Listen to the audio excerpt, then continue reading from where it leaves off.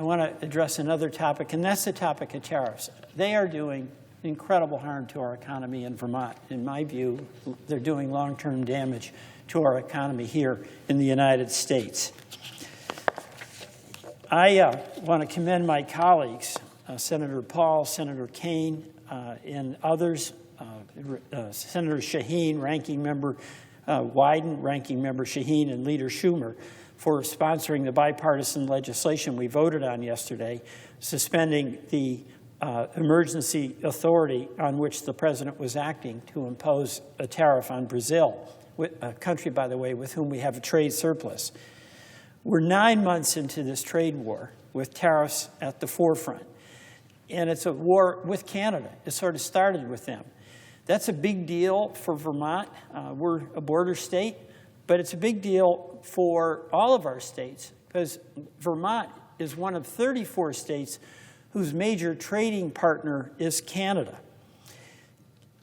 For Vermont, Canada's been our largest export market and the largest source of imports. Trade with Canada accounted for 35% of our state exports and 67% of Vermont's imports and 56% of its total trade. And we've got small businesses now that are really struggling to keep their lights on. And we've got farmers across the country, but also farmers in Vermont who are incredibly worried about whether they're going to be able to make it into the next harvest. We've had a drought. We had early floods, and now we have these tariffs that are increasing the input cost. And I know, Mr. President, as a senator from Indiana, you're very sensitive to the challenges that our agricultural economy, our farmers face. But as things were bumping along, then President Trump just recently announced an additional 10% tariff on Canada, which already had a 35% effective rate. And we don't even know what that applies to. Is that 10% on top of 35%, or is it on specific products? And, of course, all of that was done because the president was irritated about an ad that was run apparently by the province of Ontario that was quoting a speech that President Reagan made some years ago about how destructive tariffs are. So maybe that does irritate the president. But the constant changing of what a tariff is from day to day creates havoc for our businesses that are trying to plan and control their expenses and deal with all the other uncertainties that they face. You know, these tariffs are hurting our farmers. Just think about this.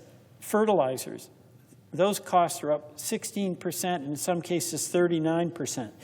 The effective rate on tractors and other farming machinery is 16% and 13%, respectively. We've also had, as a result of the tariffs that are seen by our trading partner in Canada, that was the participant in the U.S.-Mexico-Canadian trade agreement, negotiated, by the way, by President Trump in an agreement that he bragged about as being really effective and the best trade agreement. That's getting ripped up in many ways. And then when you add to it the insults that were hurled at Canada, the 51st state, the governor of Canada, it's had a catastrophic impact on the tourism that Vermont has depended on from our Canadian neighbors, with whom we have enormous respect. That's not just true for Vermont. New Hampshire, Maine, Montana are seeing an incredible drop in tourism that's related to this tariff battle and the rhetoric associated with it. Also, in Vermont, just as in Indiana, our small businesses are really a big deal. And I'm hearing from them. I'm hearing from bed and breakfasts, motels, brewers and distillers, any industry. I'll give a few stories. Pardon me, a few quotes. Simon Perkins at Orvis in Manchester. The reality is that in a rapidly changing tariff environment, one that's forced on companies too quickly, it's really hard for business to respond quick enough to make it work. Orvis, which was founded in 1856, pardon me, announced the closure of 31 stores and 5 outlet locations by 2026. And Orvis had to lay off 50 employees, citing tariffs. Another business, Peter Case at Barrow Sports in Brattleboro. We love what we do when it's under attack. For 90 years, Barrow Sports has proudly served Brattleboro, growing with our community through good times and hard ones. Today, economic pressures, rising costs, and shrinking margins pardon me, are testing small local businesses like never before. Jim Hall, Vermont Country Store. This is the lull before the storm. Do they realize this is a tax on Christmas? These tariffs are a tax. They're paid for by our businesses. They disrupt our businesses. They are passed on to consumers. And it is nothing but downside, especially when you add to the fact that these tariffs are a tax.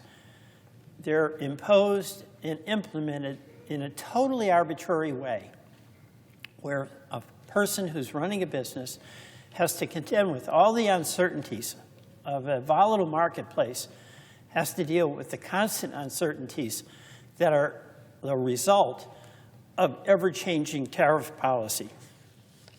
Mr. President, I urge all of us in the Senate to reassert our own authority under Article 1, which gives to the Congress the power to tax, the power to impose tariffs or not, and to not have us continue to relinquish the authority and responsibility we have as the United States Senate to an executive.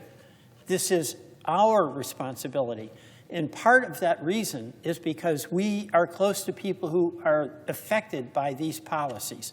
And it is a shirking of responsibility for the United States Senate to essentially cede that authority to a president. And particularly when we're seeing in every single state the harmful impacts on folks in our states, businesses in our states, farmers and ranchers in our states that are working hard to try to pull things together and keep their businesses going, our economy going, and contributing to the well-being of our country. Mr. President, I call on the President to reconsider what these tariffs are doing. I call on our United States Senate to reassert its authority and be the decider of what tariff policy shall be in this country. I yield back.